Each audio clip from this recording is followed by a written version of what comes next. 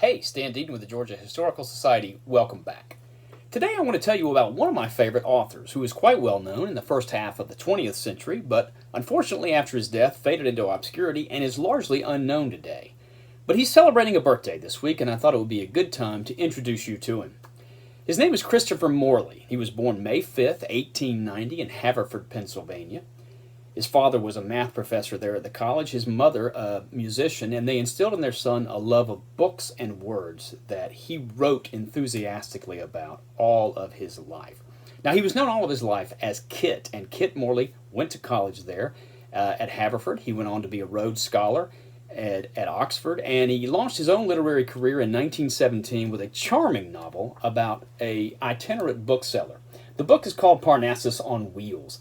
And Roger Mifflin is the lead character who goes around the country selling books out of a cart pulled by a horse. Mifflin famously said, "When you sell a man a book, you don't just sell him 12 ounces of paper and ink and glue. You sell him a whole new life." And that really encapsulated both Morley and, of course, Mifflin's philosophy about the power of books in our lives. Now, Mifflin appeared again in a book 2 years later, another novel called The Haunted Bookshop, equally charming.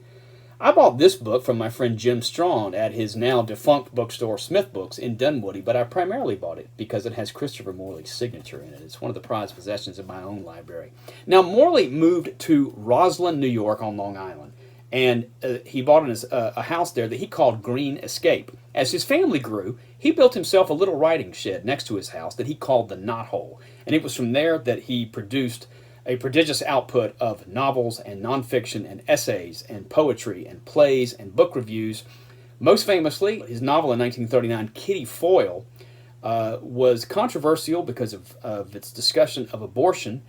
It was made into a major motion picture the next year, starring Ginger Rogers, who won an Academy Award in the lead role. Now, Morley was also instrumental in founding the Saturday Review of Literature. He was one of the original 5 judges of the Book of the Month Club.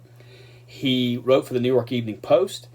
And he had a love of Sherlock Holmes, and in 1934 he helped found a literary society that is now known worldwide, the Baker Street Irregulars, that focuses on all things Sherlock Holmes. Morley, I think, is the best way to get to know him is through his essays. He was enthusiastic about so many things, and this comes forth in his essays. He loved browsing used bookstores and the serendipity of finding books. He loved smoking pipes. He loved eating and drinking. He loved founding clubs like the 3 Hours for Lunch Club. He loved corresponding with friends, children, dogs, traveling.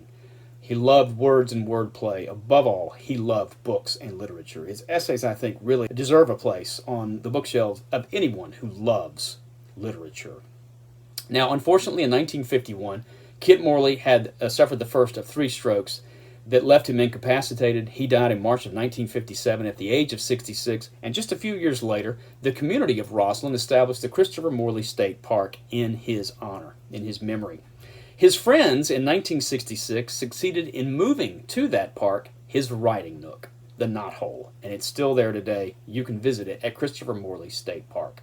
Now, one of Morley's friends said after his death that there was an aspect of magic about the man.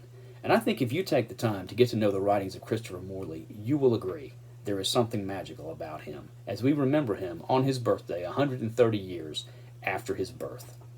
Stay safe, stay strong. I'm Stan Deaton with the Georgia Historical Society. As always, thank you for watching.